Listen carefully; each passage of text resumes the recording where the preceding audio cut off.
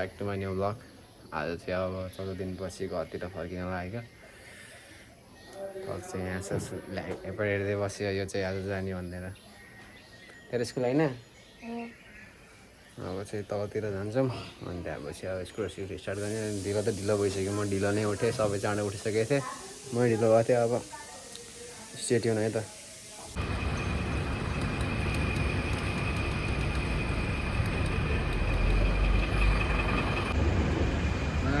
Petrol पनि हालिसक्यो हो, यहाँबाट चाहिँ लाग्नु पर्ने हुन्छ। अघि चाहिँ खिच्न पाएन त्यति। इन्जोय द भ्यू है त।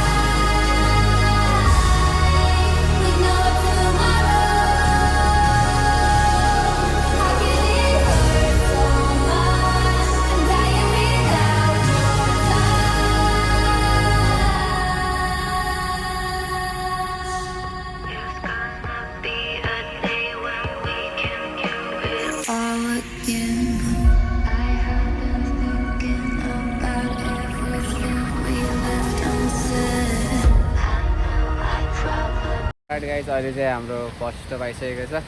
यहाँबाट चढाइदिएको मैले फेरि यहाँबाट टर्निङ हान्दाखेरि माथि आयो नभन्नु होला, त्यही हो।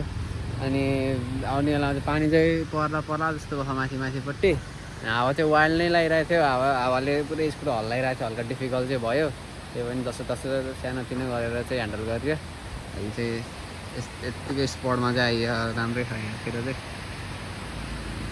फर्स्ट स्टप हुन्छ, सेकेन्ड स्टप चाहिँ अब खानातिर रोकिन्छ होला। स्टेट्युन है त। सो गाइस अहिले चाहिँ एकछिन यहाँ हल्का उस गरिदियो, रेस्ट गरिदियो। अब चाहिँ सेकेन्ड स्टप चाहिँ खाना रोकिन्छ होला। अब स्कुटरमा चाहिँ खासै मजा त भएन, तर हल्का डिफिकल्ट नै भइरहेको राइडिङको लागि।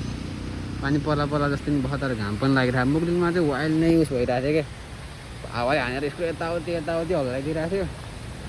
तर पनि ठिकै छ, अब सुस्तरी जाम। अब नेक्स्ट स्टप चाहिँ कता हुन्छ हेर्दै गरौँ है त। Enjoy the vlog. अनि सबै क्लिपहरू चाहिँ एडिटले खिचिरह, कस्तो आहा कमेन्ट डाउन बिलो है त।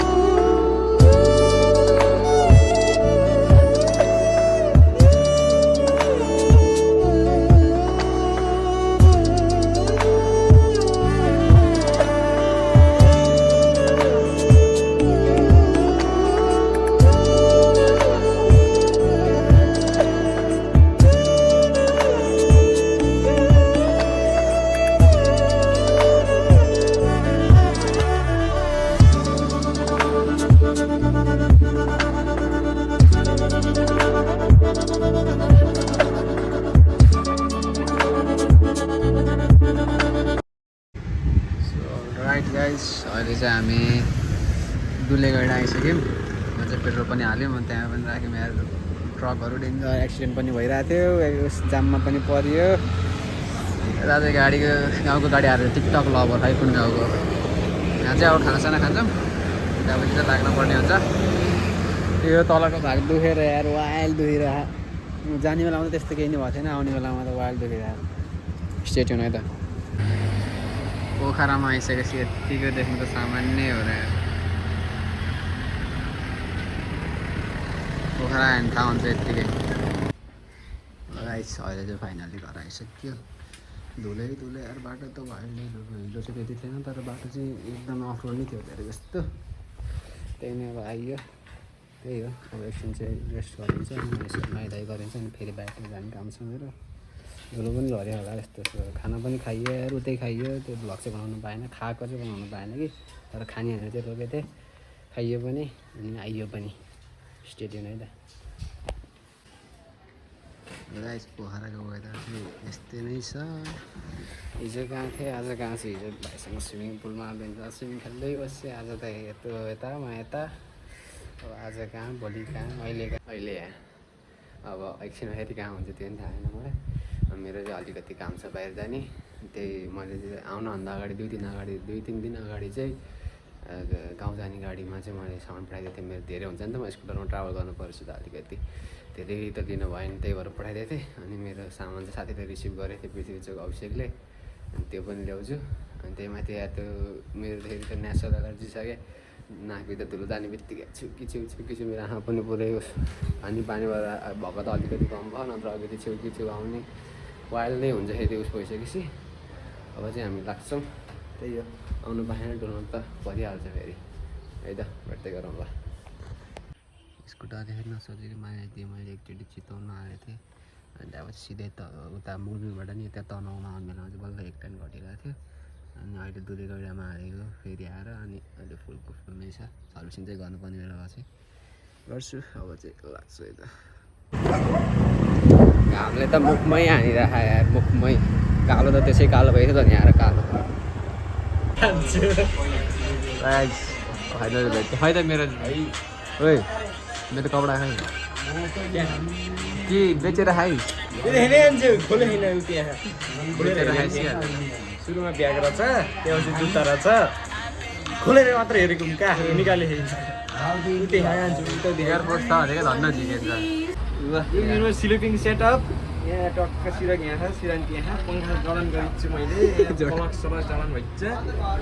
यो राति सुत्ने बेला यस्तो गर्ने, यस्तो गरेर यो पर्दा लगाएपछि छैन नि फेरि ठ्याक्कै काउन्टर थिङ्क रहेछ यता भित्रपट्टि। बिहान उठो, यसो गरेर घाम तापो, जाडो आउनु लाग्छ क्या। जाडो हुन्छ बेलुका, जाडो हुन्छ। हामी धेरै पछि होइन। यो चाहिँ अभिषेकले बेचेको बाइक हो। ह्याङआउट होइन, यो चाहिँ अभिषेकले बेचेको बाइक हो है गाइस। जिन्दगी यस्तै रहेछ। मेरो गाडी हो अहिले चलाएको छैन, यसको चाहिँ तेल सकिएर राखेको छु। तेल ल्याएर होइन, मेरो त्यो जग्गा काम नि हुँदैछ, त्यसपछि हुँदैछ काम ल। गाइस अहिले चाहिँ हामी चिया खान आइयो।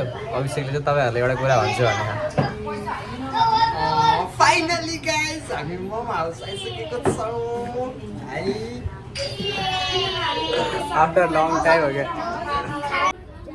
आज दानिश भाई जिंदा रहते थे ना, किसी का नाम ही नहीं लेता था वो, मतलब अलग ही लेवल का बंदा था वो। मान्छे दानिश जे नै जस्तो लाग्न पर्ने हुन्छ। चिया छ ढिलो अलगै लेभलका बन्दा था हो कि यहाँ अलगै लेभलका बन्दा था। मेरो टोपी पनि अहिले 50 थियो। यो चाहिँ मैले गिफ्ट हानिदिएको हो कि होइन भन्नु। अर्को चाहिँ यसले नै राखेको थियो मेरो टोपी नि, अर्को सेतो टोपी कति लाओ के अरे, अनि अलिक गनाउने भयो, धुँदा नि धोएन। मतलब अलग ही लेवल का बंदा था वो। लगाइस अब कान्छो घर जान्छन्, लगाइस ल राम्ररी बिस्तारै है ल, सेफ राइट ल। आजको लागि चाहिँ भ्लग यति नै हुन्छ। मन परेमा लाइक गर्नुहोस्, सब्सक्राइब गर्नुहोस्, अनि कमेन्ट गर्नुहोस्। यदि भाइले यो भ्लग हेर्दैछ भने चाहिँ मिस गरिरहेको छु है। अनि भन्छ होस् भनेको मान्छे धेरै मोबाइल चार्ज गर ल्यापटप चार्ज गर फ्यान खोल अफ गर यताउति पाल हाल स्कुटरमा सबै मान्थे गुड नाइट गुड मर्निङ केटीले भन्नु त त्यस्तै भाइले चाहिँ भनिरहेको थियो त्यति चाहिँ मिस गर्छु होला त्यहाँपछि 2 दिनपछि नर्मलै हुन्छ ठिकै छ कहिले कहाँ जिन्दगीको खेल यस्तै हो सी यु नेक्स्ट भिडियो है त बाई बाई